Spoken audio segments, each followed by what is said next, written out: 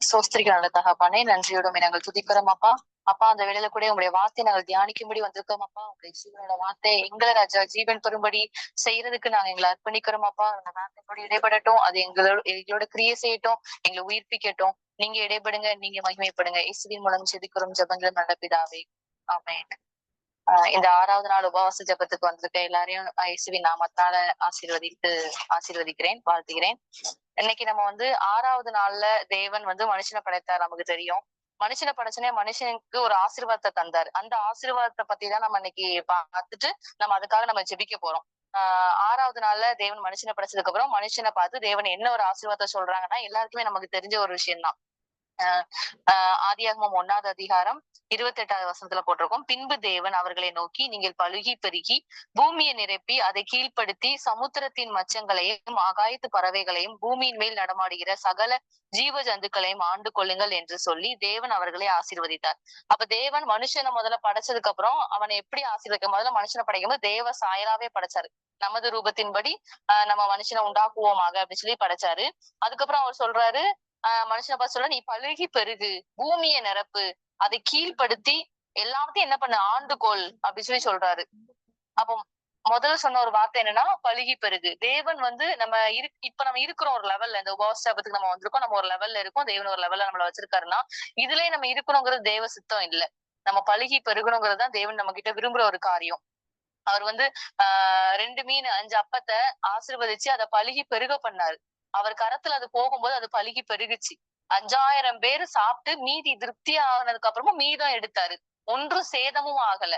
அப்படிப்பட்ட ஒரு தேவனை நம்ம இன்னைக்கு ஆராய்ச்சிட்டு இருக்கோம். இன்னைக்கு நம்ம கிட்ட ஆண்டவர் என்ன கொடுத்திருக்காரு, என்ன ஒரு காரியம் நமக்குள்ள இருக்கு. நமக்கு ரட்சிப்பு இருக்கு, நமக்குள்ள அபிஷேகம் இருக்கு, நமக்குள்ள கிருபை இருக்கு.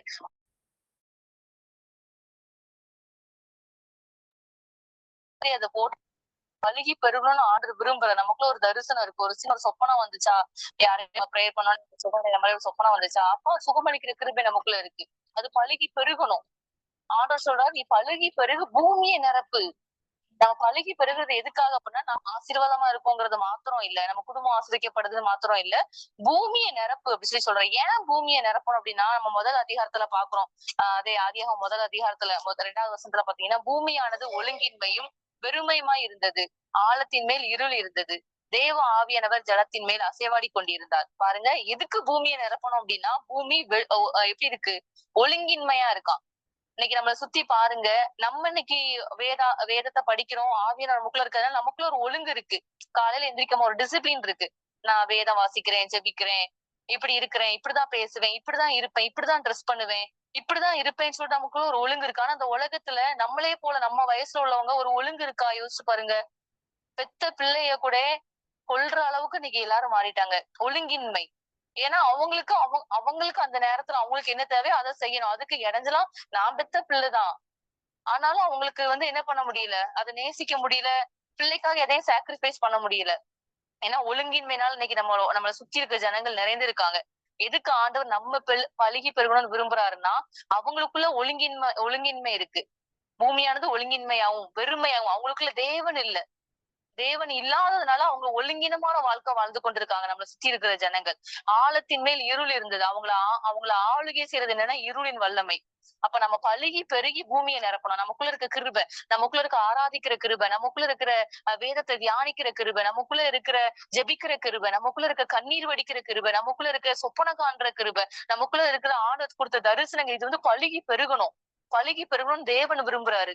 நமக்கும் அந்த ஆசை இருக்கு. நம்ம வந்து ஆவிக்குரிய வாழ்க்கையில நம்ம வளரணும், நம்ம ஆசைப்படுறோம், உண்மைதான். ஆனா அது பழுகி பெருகணும்னு தான் தேவனும் விரும்புறாரு. அப்ப என்ன செய்யணும் அப்படின்னா, அந்த சிறு பையன் எப்படி தன்கிட்ட இருந்த அந்த 2 மீன் 5 அப்பத்தை வந்து தேவனுடைய கரத்துல கொடுத்தானோ, அதே போல இன்னைக்கு நம்ம தேவனுடைய கரத்துல, ஏசப்பா நீங்க எனக்கு கொடுத்த அந்த அபிஷேகம், நீங்க எனக்கு கொடுத்த அந்த ரட்சிப்பு, நீங்க எனக்கு கொடுத்த அந்த பாவ மன்னிப்பு, நீங்க எனக்கு கொடுத்த இந்த சொப்பன வரங்கள், இந்த பிரசங்கிக்கிற வரங்கள், இதை நான் உங்க கரத்தை தாரேன், நீங்க தொடுங்க, உங்க கரம் தொடட்டும், உங்க கரம் தொடட்டும். இன்னைக்கு தேவனுடைய கரம் நமக்கு தேவன் கொடுத்த நம்மகிட்ட இருக்கிற சின்ன விஷயம், நமக்கு அது சின்ன விஷயமா அற்பமா தரலாம். 2 நிமிஷம் தானே ஜெபம் பண்ண முடியுது, 2 நிமிஷம் தானே அந்நிய பாஷை பேச முடியுது அப்படின்னு நம்ம நினைக்கலாம். அந்த 2 நிமிஷத்தை நம்ம ஆண்டவர் கையில கொடுத்து தொடுங்க ஏசப்பா அப்படின்னு நம்ம சொல்லும் போது அது நமக்குள்ள பழுகி பெருகும். அது நமக்குள்ள பழுகி பெருகும்போது அது நமக்கு மட்டும் ஆசீர்வாதமா இருக்காது, நம்மளோட தேசத்துக்கு ஆசீர்வாதமா இருக்கும். பூமியை வந்து அது நிரப்பும். பூமி நிரப்பப்படும் போது அது என்ன ஆகும்னா, இன்னைக்கு நம்ம எழுப்புதல் வீரர்களை பத்தி எல்லாம் நம்ம பார்த்தோம். நம்ம நமக்குள்ள இருக்க அந்த கிருபைகள் பழுகி பெருகும்போது நம்ம பூமியை நிரப்போம். பூமி நிரப்பப்படும் போது தேவ பிரசனத்தால் நிரப்பப்படும். எப்படி நான் இப்போ ஆராதிக்கிறேன், நான் இப்போ இயேசுங்கிற நாமத்தை சொல்றேன்னா அந்த இடத்துல தேவனுடைய பிரசனம் வருது அப்படித்தானே. நம்ம இயேசுன்னு சொல்லும் போது ஏசப்பா வாங்கன்னு சொல்லும்போது நம்ம வீட்டுக்குள்ள அந்த பிரசனம் வரும்போது அந்த இடத்துல இருள் இருக்க முடியாது, பிசாசால இருக்க முடியாது. அதனாலதான் பிசாசு வந்து நம்மள ஜெபிக்கவும் விட மாட்டேங்கான், துதிக்க விட மாட்டேங்கான், ஒரு பாட்டு கூட பாட விட மாட்டேங்கான். ஏன்னா நம்ம அப்படி பண்ணும்போது அந்த இடத்துல தேவ பிரசனம் இறங்கிருது, ஆவியானவர் இறங்கிடுறாரு, தேவ சேனை இறங்கிருது. அப்போ அந்த எல்லையிலே பிசாசால இருக்க முடியாது. அதனாலதான் அவரோட பெரிய திட்டம் நம்ம பழுகி பெருகிடக்கூடாது, நம்ம இயேசுங்கிற நாமத்தை உச்சரித்திடக்கூடாது, நம்ம ஆராதிக்கிறவங்க ஆயிடக்கூடாது, நம்ம ஜெபிக்கிறவங்க ஆயிடக்கூடாது. ஒரு நாள் நல்லா பண்றோம், 2வது நாள் கொஞ்சம் சோர்வாகுது, 3வது நாள் ஏனோ தானோன்னு பண்ற மாதிரி ஆயிருது, 4வது நாள் இப்படி ஏனோ தானோன்னு பண்ணி நம்ம பண்ணணுமா அப்படிங்கிற எண்ணம் வந்துருது, திரும்ப படுத்து தூங்கு அப்படின்னு நம்ம போயிடுறோம். ஏன் பழுகி பெருக முடியலன்னா நமக்கு அது பிசாசு வந்து நம்மளோட போராடுதான். ஜெபிக்க முடியல அப்படின்னு நம்ம வருத்தப்பட்டுட்டு இருக்கோம்னா நல்லா தெரிஞ்சுக்கோங்க, நீங்க ஜெபிக்க கூடாதுன்னு சொல்லி உங்களோட ஒரு பயங்கரமான ஒரு போராட்டம் நடந்துட்டு இருக்கு. ஏன்னா நீங்க ஜெபிக்க ஆரம்பிச்சீங்கன்னா தேவ பிரசனம் இறங்குது உங்க வீட்டுக்குள்ள. வீட்டுக்குள்ள பிசாசால கிரியை செய்ய முடியல, உங்களுடைய தெருவுல இறங்குது, தெருவுக்குள்ள பிசாசு கிரியை செய்ய முடியல. நம்ம பட்டணத்துல இறங்கும் போது அந்த அது வந்து தேவ பிரசனம் வந்து பிசாசு அஃபெக்ட் பண்ணுது. அதனால அது நம்மள ஜெபிக்க விடாதபடி இது பலமா நம்மளோட போராடுது. நம்ம நினைக்கிறோம் நம்மளால முடியலையே நம்ம சோர்ந்து போக கூடாது.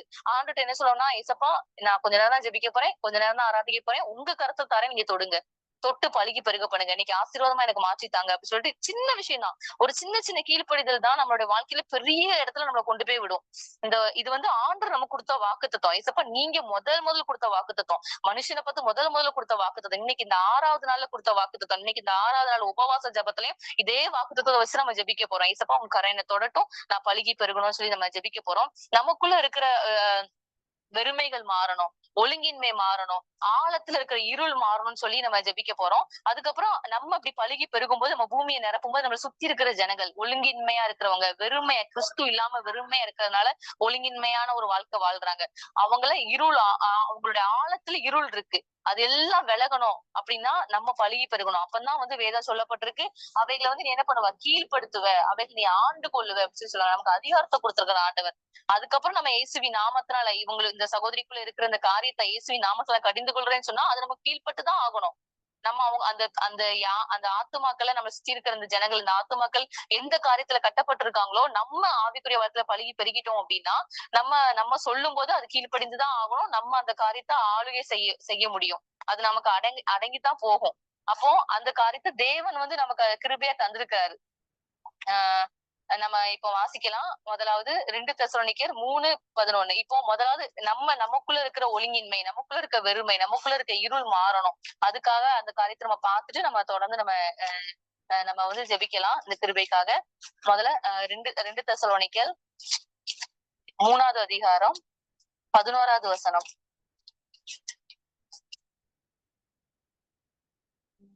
உங்களில் சிலர் யாதொரு வேலையும் செய்யாமல் வீண் அலுவல்காரராய் ஒழுங்கற்று திரிகிறார்கள் என்று கேள்விப்படுகிறோம்.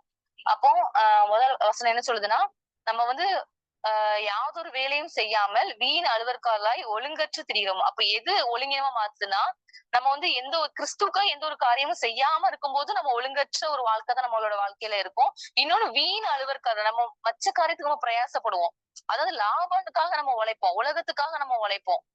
ஆனா கிறிஸ்துவுக்காக நம்ம உழைக்க மாட்டோம். காலையில எந்திரிச்சது நம்ம சுறுசுறுப்பா தான் வேலை பார்த்துட்டே இருப்போம். ஆனா எவ்வளவு நேரம் நம்ம கிறிஸ்துவுக்காக வேலை பார்த்தோம் அப்படின்னு பார்த்தா ரொம்ப கம்மி. வீண் அலுவலுக்காக தான் இங்க வந்து என்ன பண்ணிடாதீங்க, திரியாதீங்க. அதுதான் உங்களை ஒழுங்கற்றவர்களாய் மாற்றுது. நம்மளால ஆவிக்குரிய வாழ்க்கை எதுவுமே சாதிக்க முடியாது போற காரணம் என்னன்னா, நம்ம வேற காரியத்துல நம்ம பிஸியா வச்சுக்கிறோம். வேற காரியத்துல வீட்டு காரியம் வேற காரியத்துல நம்ம பிஸியா வச்சுக்கிறோமே தவிர தேவன் நம்மளை எதுக்கு அழைத்தாரோ அதுல நம்மள பிஸியா வச்சுக்கணும்.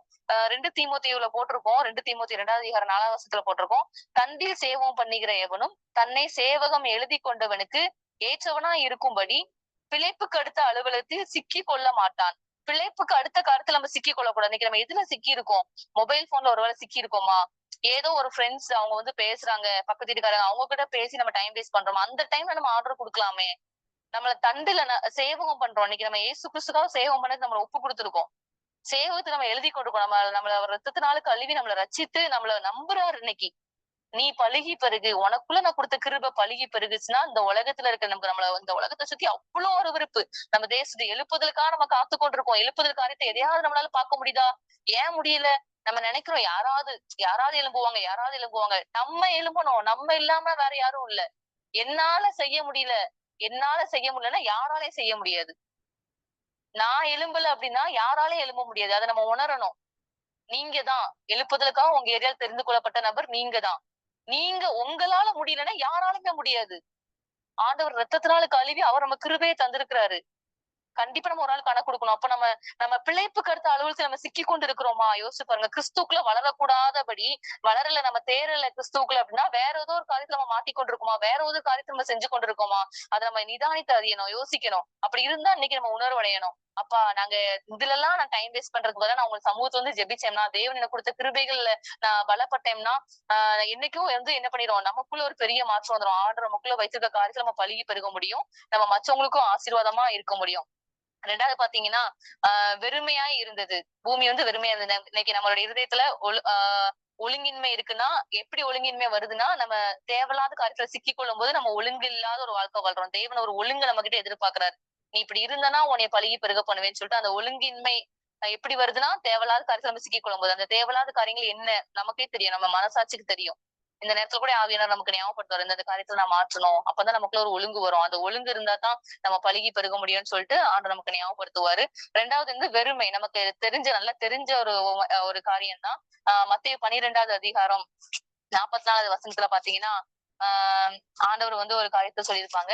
மத்தேயு 12:44.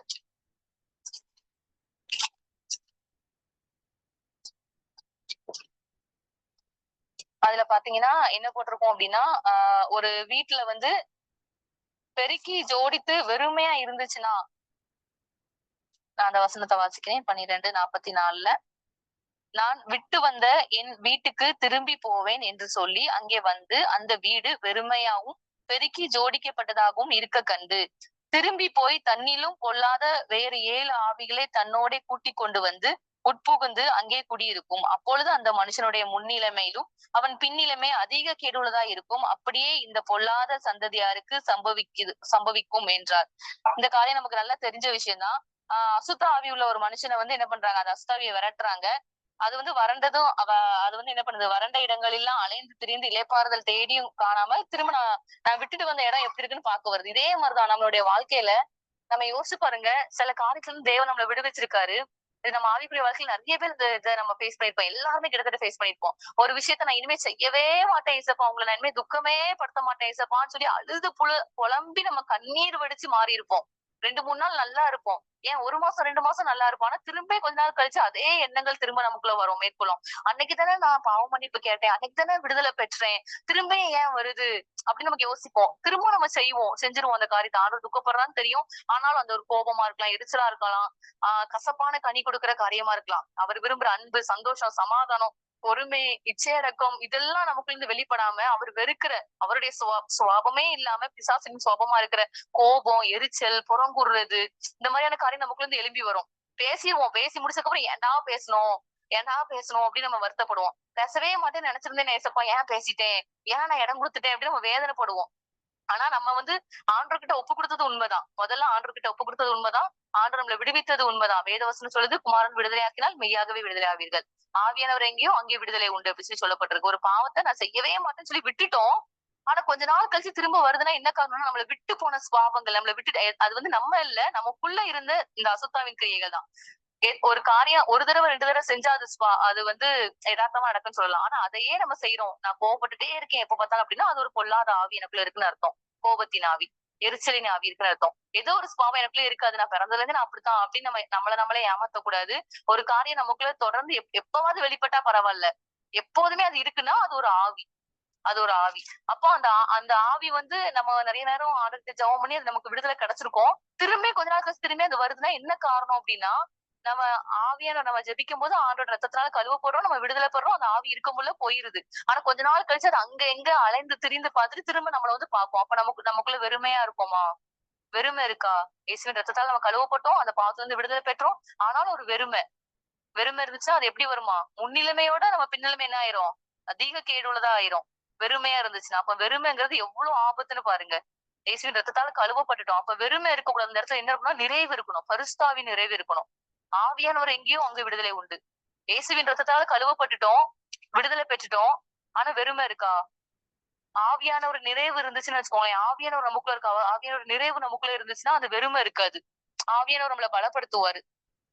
எரேமியா அதே வசனத்த எரேமியா திரும்பியும் சொல்றாரு. பூமியானது ஒழுங்கின்மையும் வெறுமையுமா இருக்குது அப்படின்னு சொல்லிட்டு சொல்றாரு. 4வது அதிகாரத்துல 23வது வசனத்துல. அதுக்கப்புறம் நம்ம பார்த்தோம்னா எரேமியா 55ல பாத்தீங்கன்னா போட்டிருக்கோம். இந்த வெறுமை எப்படி மாறும்னா ஆவியானவர் வந்து நமக்குள்ள ஆவியானவர் இருக்காரு. ஆனா நம்ம அதிகமா வேத வசனத்தை வந்து நம்ம வாசிக்க வேத வசனம் நம்மள நிரப்பதான் வசனம் சொல்லுது. வாலிபன் தன் வழியை எதனால் சுத்தம் பண்ணுவான்? அவருடைய வசனத்தினால் தன்னை காத்துக்கொள்றதுனால தானே. அப்போ நம்மளே நம்ம சுத்திகரிக்கணும் அப்படின்னா வேத வசனம் நமக்குள்ள இருக்கணும். வேத வசனம் அதிகமா நமக்குள்ள இருக்கும்போது ஆவியானவர் என்ன பண்ணுவாரு, அந்த ஏற்ற நேரத்துல ஏற்ற வார்த்தை நமக்கு தருவாரு. இந்த வார்த்தையின்படி நீ இப்படி இருமா நம்மள வழி நடத்துவார். அப்ப நமக்குள்ள வெறுமை இருக்காது. ஏன்னா உள்ள இருந்து ஆவியானவர் பேசிக்கிட்டே இருப்பாரு. வேத வசனம் அதிகமா நமக்குள்ள இருக்க அவர் நமக்குள்ள இருந்து என்ன பண்ணிட்டு இருப்பாரு, பேசிட்டே இருப்பாரு. ஏசாயா 55:11 பாத்தீங்கன்னா போட்டிருக்கோம். அப்படியே என் வாயிலிருந்து புறப்படும் வசனமும் இருக்கும். அது வெறுமையா என்னிடத்திற்கு திரும்பாமல் அது நான் விரும்புகிறதை செய்து நான் அதை அனுப்பின காரியம் ஆகும்படி வாய்க்கும். அப்ப என்ன நம்ம இருதயத்துல இருக்கணும்னா வேத வசனம் இருக்கணும். வேத வசனம் நமக்குள்ள இருந்துச்சுன்னா அது வெறுமையா இருக்காது. திரும்ப பிசாசு வந்து பார்க்கும், ஆஹா இவரோட இருதயத்துல வேத வசனம் இருக்கு, இந்த வசனம் இருக்கு, வாக்கு தத்துவம். நம்ம மேல தேவன் கொடுத்த வாக்கு தத்துவம் அது இருக்கணும். நம்ம இருதயத்துல ஆழத்துல அது இருக்கணும். வந்து பார்க்கும், இருக்க முடியாது. இந்த வசனம் என்ன பண்ணுது, அவளை புடமிட்டிட்டு இருக்கு. இந்த வசனம் என்ன பண்ணும், ஒரு நாள் அவளை கொண்டா விளங்க செய்யும், நம்ம திரும்ப இதுக்குள்ள வர முடியாது அப்படின்னு அது நினைக்கும். திரும்ப வர முடியாது. 2வது ஆவியானவர் நமக்குள்ள இருக்கணும். ஆவியானவர் இருக்கும்போது அங்க விடுதலை உண்டு. திரும்ப அந்த காரியம் வர முடியாது. அப்ப இயேசு விடுவிக்கிறாரு, நம்ம விடுதலை ஆயிட்டோம். ஆனா ஆவியானவர் நிறைவு இல்ல, வசனத்தின் நிறைவு நம்ம இருதயத்துல இல்லைன்னா அது வெறுமையா ஆக்கப்பட்டதுதான். நம்ம வாழ்க்கை நம்ம கழுவப்பட்ட பாவிதான். நம்ம நீதிமான ஆகணும்னா இருதயத்துல வசனம் நிரப்பப்படணும், ஆவியானவர் நிரப்பப்படணும். இல்லைன்னா இந்த காரியங்கள் திரும்ப நமக்குள்ள வரும். இந்த வெறுமை இருக்கும்போது திரும்ப பிசாசு நம்ம முன்னிலையிலும் பின்னிலையும் வந்து என்ன ஆயிரும், ரொம்ப கேடுள்ளதாயிரும். அப்ப நம்ம எப்படி ஜெபிக்கணும்னா, ஒரு பக்கம் ஏசப்பா உங்க ரத்தத்தினால என்ன கழுவுங்க, என் பாவங்களை மன்னிங்கன்னு சொல்லி ஜெபிக்கிறோம். இன்னொரு பக்கம் ஆவியானவரே உடைய அக்கினினால என்ன நிரப்புங்க, உங்க அக்கினினால என்ன நிரப்புங்க, உடைய அபிஷேகத்தால என்ன நிரப்புங்க, உடைய வார்த்தையினால என்ன நிரப்புங்க. இப்படி நம்ம தினம் நம்மளோட ஜெபம் இப்படி இருக்கணும். அப்பதான் நம்ம விழுந்து போக மாட்டோம். தினம் எந்திரிச்ச உடனே உங்க ரத்தத்தினால என்ன கழுவிருங்க, என்னோட அவைகளெல்லாம் கழுவிருங்க அப்படி சொல்லி ஜெபிக்கிறோம். இந்த பக்கம் அவங்க அக்கினினால் நினைப்பிருங்க. 2மே இருக்கணும். எப்படி வேத வசனம் ஜபம் 2மே ஆவிக்குரிய ஒருத்தருக்கு தேவை. அதே மாதிரி நம்ம ஜபத்துல நம்ம சக்சஸ்ஃபுல்லா திரும்ப விழாம இருக்கணும்னா நமக்கு என்ன தேவைன்னா, ஒரு பக்கம் இயேசுவின் ரத்தம், இன்னொரு பக்கம் ஆவியானவரின் அனல், நம்முடைய அக்கினினால என்ன நிரப்புங்க. இப்படி நம்ம ஜெபிக்கும் போது நமக்கு ஒரு பலன் கண்டிப்பா கிடைக்கும். அதுக்கப்புறம் பாத்தீங்கன்னா ஆழத்துல இருள் இருந்துச்சு அப்படின்னு சொல்லி போட்டிருக்கு. வெறுமையா இருக்கு, அதுக்கப்புறம் வந்து ஒழுங்கின்மையா இருக்கு, ஆழத்துல இருள் இருந்துச்சு. இது நமக்கு நல்லா தெரிஞ்ச ஒரு வசனம் தான். ரோமர்ல பாத்தீங்கன்னா போட்டிருக்கோம். ரோமர் 1வது அதிகாரம் 21வது வசனத்துல பாத்தீங்கன்னா, அவர்கள் தேவனை அறிந்தும் அவர்களை தேவனென்று மகிமைப்படுத்தாமலும் சோஸ்தரியாமலும் இருந்து தங்கள் சிந்தனைகளினாலே வீணரானார்கள். உணர்வில்லாத அவர்களுடைய இருதயம் இருளடைந்தது. இது கீழே நீங்க பாத்தீங்கன்னா எல்லாம் சகல பாவங்களும் சகல அருவருப்புகளும் இருக்கும். ஆண்டவரே ஒப்பு கொடுத்தாருன்னு இருக்கும். நமக்கு தெரியும். அந்த ஆதியாக முதல்ல பூமி ஏன் அப்படி இருந்துச்சுன்னா, பூமியில வந்து பிசாசு தள்ளப்பட்டான். பிசாசோட சிந்தை என்னவா இருந்துச்சு யோசிச்சு பாருங்க. தேவன் யாருன்னு அவனுக்கு தெரியும். தேவன் என்று தேவனை வந்து அவர் மகிமைப்படுத்தல, சோஸ்தரிக்கல. சிந்தையில வந்து வீணரானா. சிந்தையில என்ன வந்துச்சு, நம்ம அந்த தேவனுக்கு மேல போயிடலாம் அப்படிங்கிற எண்ணம் வந்துச்சு. அதனால அவன் இருளாகி அவன் வந்து என்ன பண்ணான், பூமியில வந்து தள்ளப்பட்டான். அந்த இருளின் ஆதிக்கம் அழியணும்னா இன்னைக்கு நமக்குள்ள இந்த காரியங்கள் இருக்கக்கூடாது. நமக்குள்ள என்ன இருக்கக்கூடாது, ஒழுங்கின்மை இருக்கக்கூடாது. ஒழுங்கின்மை கொண்டு வர்ற வீணான காரியங்கள், வீணா வீணா நம்ம உழைக்க கூடாது. உழைக்காமல் இருக்கக்கூடாது, வீணாவும் நம்ம உழைக்க கூடாது. வெறுமையா இருக்கக்கூடாது, இருள் இருக்கக்கூடாது. இருள்னா என்னன்னா, அதுதான் நம்ம வந்து தேவனை துதிக்க முடியாம இருக்கோமா, என்னால இன்னைக்கு துதிக்க முடியல அப்படின்னு நம்ம சொல்றோம்னா நல்லா நோட் பண்ணிக்காம, நமக்குள்ள ஒரு இருளின் ஆதிக்கம் இருக்கு. தேவன் அறிந்தும் தேவன் நம்ம மகிமைப்படுத்த முடியல, தேவன் நம்ம கனப்படுத்த முடியல, தேவன் நம்ம சோஸ்தரிக்க முடியலன்னா நமக்குள்ள என்ன இருக்கு, இருள் இருக்கு. நம்ம சிந்தையில வந்து எப்படி இருக்குமா, வீணரா இருக்கிறோம் அப்படின்னு சொல்லிட்டு இந்த வசனம் சொல்லுது. அப்போ நம்ம வந்து மேற்கொள்ளணும். அந்த பிலிப்பியர் 4வது அதிகாரத்துல பவுல் வந்து அழகா சொல்லுவாரு. பிலிப்பியர் இந்த ஒரு வசனத்தை மட்டும் நம்ம பார்த்துட்டு நம்ம தொடர்ந்து நம்ம ஜெபிக்கலாம், ஆண்டட்ட ஒப்பு கொடுக்கலாம். பிலிப்பியர் 4ல பாத்தீங்கன்னா அவர் சொல்லுவார், கர்த்தருக்குள் எப்பொழுதும் சந்தோஷமா இருங்கள் என்று மறுபடியும் உங்களுக்கு சொல்லுகிறேன் அப்படி சொல்லிட்டு, உங்கள் சாந்த குணம் எல்லா மனுஷருக்கும் தெரிந்திருப்பதாக கர்த்தர் சமீபமா இருக்கிறார். இதுல பாத்தீங்கன்னா, நீங்க ஒன்றுக்கும் கவலைப்படாமல் எல்லாவற்றையும் குறித்து உங்கள் விண்ணப்பங்களையும் சோஸ்திரத்தோடு கூடிய ஜபத்தினாலும் வேண்டுதலினாலும் தேவனுக்கு தெரியப்படுத்துங்கள். நமக்கு இது ரொம்ப தெரிஞ்ச ஒரு வசனம் தான். ஆனா நம்ம இந்த வசனம் கீழ்ப்படிறோமா? அதாவது உங்கள் சாந்த குணம் எல்லா மனுஷருக்கும் தெரிந்திருப்பதாக. சாந்த குணம்னா, இப்போ ஒருத்தங்க நம்மளை கஷ்டப்படுத்துறாங்க, நம்ம சூழ்நிலை வந்து நம்மளை கஷ்டப்படுத்துறாங்க, அந்த இடத்துல நம்ம ஒண்ணுமே பேசாம இருக்கோம். நம்ம சைடு தான் கரெக்ட் இருக்கு, ஆனா நம்ம எந்த ஒரு ஒப்பீனியனும் சொல்லல, இல்ல இப்படி இல்ல நான் அப்படி பண்ணல எதுவுமே சொல்லாம நம்ம சாந்தமா அமைதியா இருக்கும் அப்படின்னா, அப்படிப்பட்டவங்க பக்கத்துல கர்த்தர் இருப்பாரு. மோசையோட சாந்த குணம் வந்து தேவனுக்கு தெரியும். மோசே யாரு? மோசைய பத்தி ஆண்டவர் சொல்றாரு. என்ன சொல்றாருன்னா, இவன் பூமியில இருக்க எல்லாரும் பக்கத்துலயும் இவன் மிகுந்த சாந்த குணம் உள்ளவன் அப்படின்னு சொல்லி ஆண்டவர் சொல்றாரு. மோசே எப்படிப்பட்டவன் யோசிச்சு பாருங்க. தன்னோட சகோதரனை ஒரு வார்த்தை தப்பா சொல்லிட்டான்னு சொல்லிட்டு எகிப்தியனை கொலை பண்ணவன். கொல்ற அளவுக்கு அவனுக்கு அவ்வளவு ஆக்ரோஷம் கோவம் இருந்தவன் இன்னைக்கு எப்படி ஆயிட்டான்? கிறிஸ்துக்குள்ள இருக்க சாந்த குணமுள்ளவன் ஆயிட்டான். சாந்த குணமுள்ளவர்கள் பாக்கியவர்கள், அவர் பூமியை சுதந்திரித்துக் கொள்வார்கள். இன்னைக்கு உண்மையிலே நம்ம எதுவுமே சொல்ல முடியாம இருக்கிறோமா? உங்கள் சாந்த குணம் எல்லா மனுஷருக்கும் தெரிஞ்சிருப்பாங்க, ஒருத்தர்கிட்ட இல்ல. ஒருவேளை நம்மளோட ஒரு வயசுல மூத்தவங்க, வீட்டுல இப்ப அத்தை மாமா, கணவர், இப்படிப்பட்டவங்க நம்ம சாந்தமா இருக்கிறது இல்ல. எல்லா மனுஷருக்கும் தெரிஞ்சிருப்பாங்க. உங்களுக்கு கீழே நீங்க சொல்லி வேலை செய்யற ஒரு மனுஷன் இருக்கான், அவங்கிட்ட கூட உங்க சாந்த குணம் தெரியணும். அப்படி நம்ம சாந்த குணம் இருந்துச்சு அப்படின்னா கர்த்தர் நம்மளோட இருப்பார். நம்ம எந்த இடத்துல என் மேல தப்பு இல்ல ஏசப்பா, என்னை கஷ்டப்படுத்துறாங்க ஏசப்பா நம்ம மனசுல நினைச்சா கூட உடனே ஆண்டவர் அங்க கேட்பாரு. மோசையை எதிர்த்து பேசுறா மீரியாம். மீரியாமோட நிலைமை என்னாச்சு? மோசையை எதிர்த்தே பேசல. ஏன் இப்படி பேசுறா என் சகோதரின்னு கேட்கல. ஆனா ஆண்டவர் கேட்பாரு. அதுதான் நம்ம சாந்த குணமா இருந்தோம்னா நம்மளோடு கூட கர்த்தர் இருப்பாரு. கர்த்தர் அந்த வார்த்தையை பாருங்களேன், எல்லாருக்கும் தெரிந்திருப்பதாகன்னு சொல்லியாச்சு. அப்புறம் சொல்றாரு கர்த்தர் சமீபமா இருக்கிறார். யாருக்கு சமீபமா இருக்கா? சாந்த குணம் உள்ளவங்களுக்கு. அவர் பக்கத்துல யாரு சாந்த குணமா இருக்காங்களோ அவர் பக்கத்துல இருக்காரு. ஏன்னா தேவன் அப்படிப்பட்ட குணம் உள்ளவர். அவர் மனத்தாழ்மை, அவர் சாந்த குணம் உள்ளவர், நீடிய பொறுமை உள்ளவர். அவர்கிட்ட இருந்து கற்றுக்கொள்ளுங்கன்னு சொல்லி வேதம் சொல்லுது. அப்படி இருக்கணும். ஆனா அப்படி நம்ம மனுஷங்களால நெருக்கப்படும் போது, இசப்பா நான் எதிர்த்து கூட பேசல, என்னை இவ்வளவு கஷ்டப்படுத்துறாங்கன்னு சொல்லி நம்ம அந்த நெருக்கத்தின் நேரத்துல நம்ம என்ன பண்ணுவோம்னா ரூம பூட்டிக்கிட்டு அழதான் செய்வோம். நான் அப்படி அழுதுருக்கேன் உண்மையிலே. அப்படி அழும்போது அடுத்த நாளே நான் எந்த காரியத்துக்காக துக்கப்பட்டு அழுதேனோ அது அந்த ஒரு கர்த்தருடைய நியாய தீர்ப்பு நடந்ததை கூட நான் பார்த்திருக்கேன். அப்படி இருந்துச்சு, அப்படி நடந்துச்சு. ஆனா இங்க பாத்தீங்கன்னா வேதவசனம் நமக்கு என்ன கற்றுக் கொடுக்குதா, நீங்கள் ஒன்றுக்கும் கவலைப்படாமல் எல்லாவற்றையும் குறித்து உங்கள் விண்ணப்பங்களையும் சோஸ்திரத்தோடு கூடிய ஜபத்தினால் வேண்டுதலினாலும் தேவனுக்கு தெரியப்படுது. எப்படி நம்ம ஜபிக்கணும்னா, நம்ம சோஸ்திரத்தோடு கூடிய ஜபத்தினால. ஆனா நமக்கு துக்கம் மிகுதியா இருக்கும்போது நம்மளால சோஸ்தரிக்க முடியுமா? நம்ம சந்தோஷமா இருக்கும்போது நம்ம சோஸ்தரிச்சிருவோம். ஒரு நன்மை நம்ம எதிர்பார்த்த நன்மை கிடைக்கும்போது நம்ம சோஸ்தரிச்சிருவோம். துக்கம் மிகுதியா இருக்கும்போது நமக்கு கண்ணீர் தான் வரும். ஏசப்பா என்னால தாங்க முடியல அழுவோம். ஆனா இந்த சூழ்நிலைக்காக உமக்கு சோஸ்திரம் ஏசப்பா நம்ம சொல்லுவோமா? சில பரிசுத்தவான்கள் சொல்றாங்க, அவங்கதான் நிஜமா உலகத்துல எழுப்புதல கொண்டு வந்திருக்காங்க. நமக்கு ஆண்டவர் கற்றுக் கொடுக்கிற ஒரு பெரிய ரகசியம். அப்படிப்பட்ட நம்ம நெருக்கப்படுற நேரம், நம்ம ரொம்ப துக்கப்படுற நேரம் நீங்க தேவனை சோஸ்தரிச்சு பாருங்க. இயற்கைக்கு அப்பாற்பட்ட காரியங்கள் நம்ம வாழ்க்கையில நடக்கும். இன்னைக்கு இந்த காரியங்கள் எனக்கு இந்த 2 நாளுக்கு முன்னாடி தான் ஆண்டவர் கற்றுக் கொடுத்தா. உண்மையிலே எனக்கு ரொம்ப மனமகிழ்ச்சியா இருந்துச்சு. அப்ப நம்ம கண்டிப்பா தேவனை சோஸ்தரிக்கிறவர்களா இருக்கணும். எந்த சூழ்நிலையிலையும் நம்மள ஒடுக்குறாங்க, நம்மள கஷ்டப்படுத்துறாங்க, அப்படிப்பட்ட நபருக்காக தேவனை சோஸ்தரிங்க. இப்படிப்பட்ட நபர் என் வாழ்க்கையில நீங்க தந்ததுக்காக நன்றின்னு சோஸ்தரிங்க. ஏன்னா அவங்க இருக்க போய் தான் நம்ம கரெக்டான ட்ராக்ல ஓடுறோம். நம்மள துக்கப்படுத்திட்டே இருக்காங்க, நம்ம குத்திக்கிட்டே இருக்காங்க, நம்மள ரொம்ப எலும்ப விடாதபடி நம்மள பேச்சினாலும் என் செயல்னாலும் நம்ம அடக்கி ஒடுக்குறாங்களா? இஸ்ரவேலை ரட்சிக்கிறதுக்கு எகிப்து தேசத்தையே ஆண்டவர் என்ன பண்ணாரு? ஒப்பு கொடுத்தாரு. மீட்கும் பொருளாய் ஒப்பு கொடுத்தாரு. எகிப்துனா அன்னைக்கு எப்படி ஏதேன் தோட்டத்தை போல எகிப்து அப்படின்னா அது அவ்வளவு செல்வ செழிப்பானது. அது ஞானத்திலயும் சரி, ஆசீர்வாதத்திலயும் சரி. ஆனா இன்னைக்கு எகிப்துனா அது ஒரு பாலைவனம், அது ஒரு சாபமான இடம். ஏன்? இஸ்ரவேல் ஜனத்தை மீட்கிறதுக்காக எகிப்தையே ஆர்டர் கொடுத்தாரு, செல்வ செழிப்பான நாட. அப்போ ஒரு காரியத்தை ஆஹ் நம்மளை மீட்கும் பொருளாய் தேவன் ஒரு சில காரியத்தை இன்னைக்கு நம்மள சரியான ட்ராக்ல நடத்தும்படிதான் தேவன் ஒரு சில காரியத்தை நமக்கு வைத்திருக்க. ஒரு எகிப்தின் நம்மளை அடக்கி ஒடுக்குற ஒரு நபர் ஒரு எகிப்த போல இருக்கலாம். அவங்க செல்வ செழிப்பான ஆளா இருக்கலாம், பெரிய ஆளா இருக்கலாம். ஆனா நம்மளை மீட்கும்படி அந்த காரியத்தை நம்மளை எகிப்த போல எது அடிமை பண்ணி வச்சிருக்கோ அதையே என்ன பண்ணிடுவாரு? அந்த கவுத்தி போட்டுருவாரு, அதோட பேரையே மாத்தி போட்டுருவாரு. அந்த அளவுக்கு ஆண்டவரால மாத்த முடியும். எப்போனா நம்ம துதித்து சோஸ்தரிக்கிறவங்களா இருக்கணும். அப்படி துதித்து சோஸ்தரிக்கும் போது என்ன ஆகும்னு பாத்தீங்கன்னா, அப்பொழுது எல்லா புத்திக்கு மேலான தேவ சமாதானம் உங்கள் இருதயங்களையும் உங்கள் சிந்தையையும் கிறிஸ்து இயேசுக்குள்ளாக காத்து கொள்ளும். இன்னைக்கு நமக்கு பெரிய போராட்டம் வரும்போது நமக்குள்ள கிறிஸ்துவின் சுபாவம் வெளிப்படுதான்னு யோசிச்சு பார்த்தா இல்ல.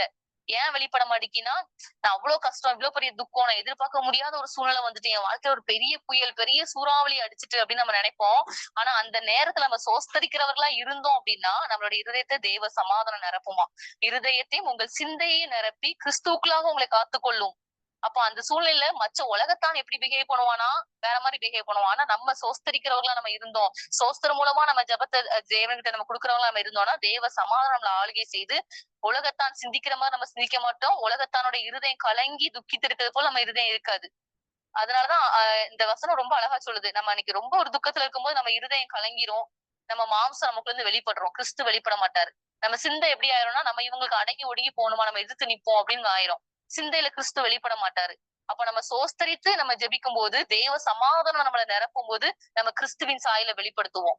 எப்படி அந்த லீலி புஷ்பம் முள்ளுக்கு மத்தியில இருக்கும்போது அது குத்தப்படும் போது நெருக்கப்படும் போது அது வாசனையை வீசும். இன்னைக்கு நம்ம வாசனையை வீசுறோமா தேவனுக்காக?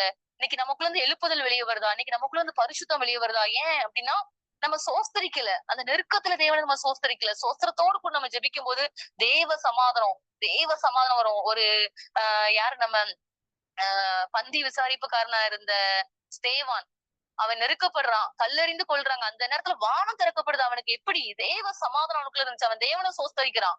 வானம் திறக்கப்பட்டு பிதாவை அவன் கண்களால பாக்குறான். இங்க சுத்தி இருக்கவங்களுக்கு யாருக்கும் தெரியல. எவ்வளவு பெரிய ஒரு காரியம். இன்னைக்கு நம்மளுடைய வானம் ஏன் திறக்கப்படல? நம்ம தேவனை சோஸ்தரிக்கல. நம்மளுடைய கண்கள் ஏன் பிதாவை பார்க்கல? நம்ம ஏன் மகிமைப்படுத்த முடியல? சுத்தி இருக்க சூழ்நிலையை யோசிச்சு பாருங்க. கல்லெறிறாங்க, சாக போறோம் தெரிஞ்சிருச்சு. ஆனா பிதாவை பாக்குறானே ஸ்தேவான். எத்தனை தெய்வ மனுஷர்கள் இப்படி இருக்காங்க. நம்ம பெரிய பெரிய தெய்வ மனுஷர்கள் எழுப்புற வீரர்களை பார்க்கும்போது நம்ம ஆசைப்படுறோம், நம்ம வாழ்க்கை இப்படி ஆயிராதான்ட்டு. சின்ன விஷயத்தான் தேவன் எதிர்பார்க்கிறாரு. சின்ன விஷயம் தான். பழகி நம்ம பெருகணும், சோஸ்தரிக்கணும், துக்கத்துல சாந்த குணமா இருக்கணும். குட்டி குட்டி விஷயம் தான், நமக்கு நல்லா தெரிஞ்ச வசனங்கள் தான்.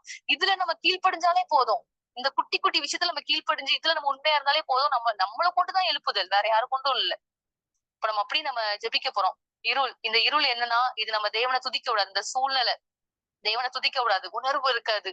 அந்த இருள் இருந்துச்சுன்னா எல்லா காரியமும் நமக்குள்ள வந்துடும். இன்னைக்கு நம்ம ஆண்டுகிட்ட ஒப்பு கொடுக்க போறோம்.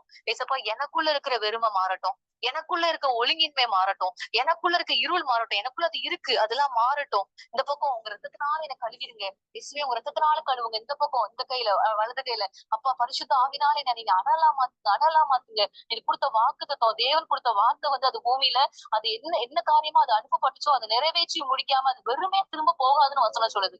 அப்ப ஆண்டவர் கொடுத்த வாக்குத்தத்தம், மனுஷன் கொடுத்த வாக்குத்தத்தம் பழுகி பெறுது. அதே வாக்குத்தத்தை யாருக்கு சொல்றாரு? ஆபிரகாமுக்கு சொல்றாரு. அதே வாக்குத்தத்தை யாருக்கு சொல்றாரு? யாக்கோபுக்கு சொல்றாரு. இன்னைக்கு அதே வாக்குத்தத்தை தான் நமக்கும். பழுகி பெருகு. நம்மளுடைய ஆவிக்குரிய வாழ்க்கை நம்ம பழுகி பெருகணும். நம்மளுடைய பொருளாதாரத்துல பழுகி பெருகணும். ஏன்னா நம்ம வெளிச்சத்தை பரவ வைக்கிற பிள்ளைகள். இன்னைக்கு இருள பரவ வைக்கிறதுக்கு எத்தனையோ பேர் இருக்காங்க. அவங்க எல்லாம் பழுகி பெருகிட்டு இருக்காங்க. ஆனா வெளிச்சத்தை பரவ வைக்கும்படி நம்மளதான் ஆண்டவர் குறித்து வச்சிருக்காரு. நமக்குள்ள அபிஷேகத்தை தந்திருக்காரு. நம்மள ரத்தத்தினால கழுவி இருக்காரு. நம்மள மேல தாயின் கருவிலே ஒரு திட்டத்தை வச்சிருக்காரு, ஒரு தரிசனத்தை வச்சிருக்காரு. அவர் எதிர்பார்க்கிற விஷயம் சின்ன சின்ன விஷயத்த நம்ம கீழ்ப்படிஞ்சா போதும். சாந்த குணமா இருக்கிறது இல்ல, நம்ம கஷ்டத்தின் நேரத்துல சோஸ்தரிக்கிறது, இப்படி சின்ன சின்ன காரியத்துல நம்ம கீழ்ப்படிந்தா போதும். அதோட முடிவு பெருசா இருக்கும். தேவ சமாதானம் நம்மள நிரப்போம். நம்ம அறிவு கெட்டாத தேவ சமாதானம், அறிவு கெட்டாத தேவ மகிமை நம்மள நிரப்போம். நமக்குள்ள இருந்து கிறிஸ்து வெளிப்படுவாரு. அந்த நெருக்கத்துல நமக்குள்ள இருந்து கிறிஸ்து வெளிப்படுவோம். நம்ம இருதயத்துல தேவனோட இருதயம் போல நம்ம இருதயம் மாறும். நம்ம சிந்த கிறிஸ்துவ வெளிப்படுத்தும். கிறிஸ்துவின் சிந்தையாய் மாறும். அதுக்கு நம்ம ஒப்பு கொடுப்போமா? ஹல்லேலூயா, நாங்கள் ஜெபிக்கிறோம் அப்பா. அப்ப இந்த நேரத்துல அப்பா அந்த 2 அப்பம், அப்ப 2 மீன் 5 அப்பத்தை தொட்டு நீர் பழுகி பெருக பண்ணது போல அப்ப இன்னைக்கு எங்களுக்குள்ள நீர் வைத்த கிருபைகள், ஜப கிருபைகள், கண்ணீர் வடிக்கிற கிருபைகள், அப்பா வேதம் வாசிக்கிற கிருபைகள், அப்பா நீர் எத்தனை கிருபைகள் எங்களுக்குள்ள வைத்திருக்கிறீங்களோ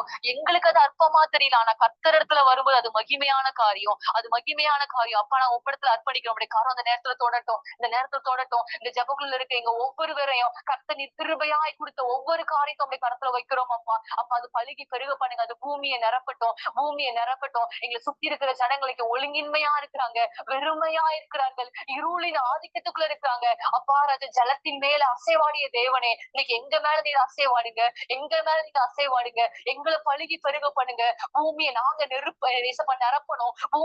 நிரப்பணும். இருள் நாள் நிறைந்திருக்கிற இந்த பூமி எங்கள் நிமித்தம் வெளிச்சத்தினால் நிரம்பணும். இருளால் இருக்கிற தகப்பன் இந்த ஜனங்கள் வெளிச்சத்தை காணணும் ராஜா. அதற்கு எங்களை ஒளியாய் மாற்றுங்க ராஜா. எலும்பி பிரகாசி, உன் ஒளி வந்ததுன்னு எங்களுக்கு வாக்கு கொடுத்தீரே. எங்களை அந்தகாரப்படுத்துகிற, எங்களுக்குள்ள இருக்க ஒழுங்கின்மை, எங்களுக்குள்ள இருக்கிற வெறுமை, எங்களுக்குள்ள இருக்க இருளின் கிரியைகள் அழியட்டுமே சுவி நாமத்தினால. அப்பா நீர் தந்த கிருபைகள், நீர் தந்த ராஜா வரங்கள், வல்லமைகள் எங்களுக்குள்ள பழுகி பெருகட்டும் அப்பா. பழுகி பெருகட்டும். உங்க ரத்தத்தினால எங்களை கழுவிடுங்க. ஆவியானவரை எங்களை அனலாய் மாற்றுங்க. எங்க கிட்ட வரணும்னு சொல்லி எதிர்பார்த்து கொண்டிருக்கிற அப்பா ராஜா பொல்லாத பிசாசின் தந்திரங்கள், திட்டங்கள் அப்ப எங்க கிட்டையே நெருங்க முடியாத அளவுக்கு எங்க அக்கினி ஜுவாலையாய் நீர் மாற்றும்படியான எங்கள் ஜெபிக்கிறோம் அப்பா. இந்த ஜெபக்குள்ள இருக்க எங்க ஒவ்வொருவரையும் மாற்றுங்க ராஜா. இது எங்க கிட்ட எதிர்பார்க்க சின்ன சின்ன காரியங்கள், சின்ன சின்ன கீழ்ப்படிதல் தான் அப்பா. உண்மை துதிக்கிறது, உண்மை சோஸ்தரிக்கிறது சாதாரண பிரார்த்தனை படிக்கிறோம், சாதாரணமா துதிக்கிறோம். இதுல என்ன இருக்கு நாங்க நினைக்கிறோம்? இல்லப்பா, துதியினால்தான் கோட்டைகள் இடிந்து விழுது, துதியினால்தான் சத்துருக்கள் தங்களுக்குள்ள வெட்டுண்டு போறார்களே. ஒரு துதியின் உடைய நாள் எங்களை அலங்கரிங்க அப்பா. துதியின் அபிஷேகத்தினால் எங்களை அலங்கரிங்கதா அப்பா. அதுதான் தேவ சித்தம். இந்த ஜனத்தை எனக்குன்னு ஏற்பட்டு சொன்னீங்களே, துதியை சொல்லி வருவாங்க சொன்னீங்களே. நம்ம தேசத்துல துதிக்க துதிக்க கர்த்தருடைய நாமத்தை உயர்த்த உயர்த்த இருளின்